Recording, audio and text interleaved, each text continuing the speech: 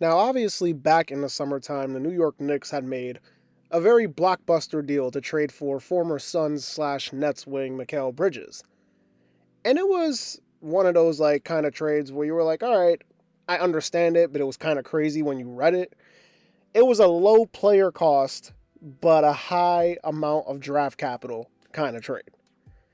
Then the Knicks, just a few months after, made another trade that shifted the identity of the roster, acquiring Karl Anthony Towns, just to give a little more context on the situation as a whole. But obviously, you read the title.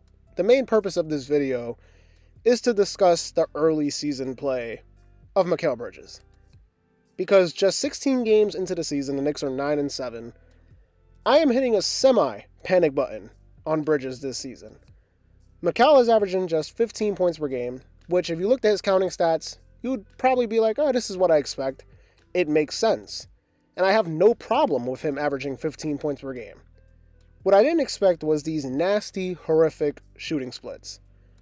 After last game's absolute, just clown show versus the lowly Utah Jazz, who have been pretty bad this season, Mikal Bridges is shooting 47% from the field, 30% from three, and 63% from the line. I repeat, 30% from three and 63% from the free throw line, having them cap out at a 54% true shooting, which is below league average.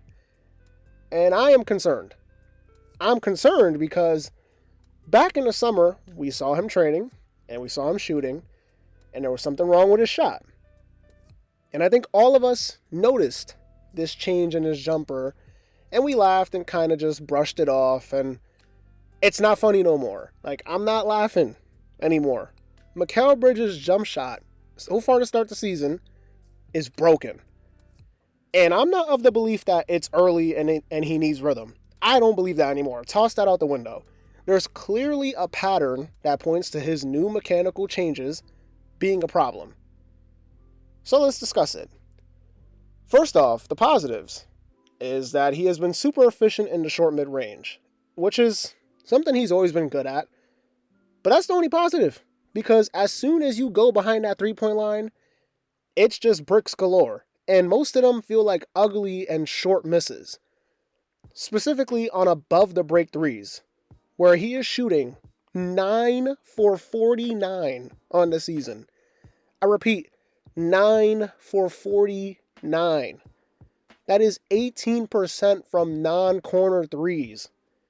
It's crazy to watch someone shoot well for their whole career, college included, whatever, change teams and change their shooting mechanics and forget how to shoot a basketball. He can't hit a three from beyond the arc. Like I said, above the break. If it's not a corner three, there's a pretty good chance he's missing. And when he misses, it's not one of those good shooter kind of misses where you can see he's on target, but it's just missing.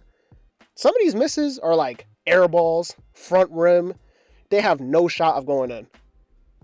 Not to mention, he doesn't even attack the rim or get to the line to put any pressure on the rim. So if all he's doing is just hitting these short mid-range jumpers and occasionally knocking down corner threes if he's feeling it, then what are we doing here? I mean, the Knicks wasted a lot of draft capital to get this man, and I know it's kind of a casual take to just start ranting 16 games into a season, but I'm a little worried. And I think a lot of Knicks fans kind of feel the same way about Mikal Bridges because it's ugly. His shot is ugly, and I know his shot wasn't always pretty, but it's ugly. He can't even give you good misses. That's where I'm concerned. And free throw shooting for me is always an indicator of a good shooter. The man is shooting 63% from the line. That is by far a career low. I mean, I don't think it's a coincidence. Maybe I'm just the dumb one here, but I don't think it's a coincidence. I think Mikal Bridges right now has some problems that he needs to figure out with that because he's supposed to be this team's third option. But instead, he's fourth behind OG Anunoby, who's all of a sudden become a decent scorer, but that's another story for another day. And on most nights, these numbers that we see when it comes to percentages, I mean, they just represent what Mikal's shooting has been as a Knick. Nasty. Nasty, nasty, nasty. And then we look on the defensive end, because Mikal Bridges was mainly brought to New York to be like a co-wing stopper with OG Anunoby. But instead, his defense has just been like disappointing, at least to what we were expecting. I mean, in Brooklyn, his defense took a little bit of a dip, but I think we all assumed it was just like the motor and like, you know, the lack of inspiration. The team sucked, and he had a heavy offensive workload compared to Phoenix. So we were just like, all right, he'll come to New York. The team has aspirations to win. He'll be the third option. He should be back to that Phoenix level. Instead, he's been like very inconsistent. He doesn't make you feel him enough on that end. For someone with those physical attributes, with those long arms, he doesn't bother you. He just doesn't. His screen navigation is something that can be really annoying to watch at times. And I think he's like a big reason why the Knicks defense has been subpar to start the season. Not going to point it all on one guy, because Karl-Anthony Towns, as great as he's been offensively, has been kind of a negative on defense. But like I said, he's been so great on offense, I can't really kill him for that. Jalen Brunson, not like a great defender. He's smart, but he has physical limitations. Mikal Bridges is here to do two things: shoot and play defense. So if you can't shoot and your defense is mediocre, we're going to have some problems. And it's going to be really interesting to see if he figures it out, because in my opinion, Mikal Bridges is like the X factor to the Knicks' success on this season.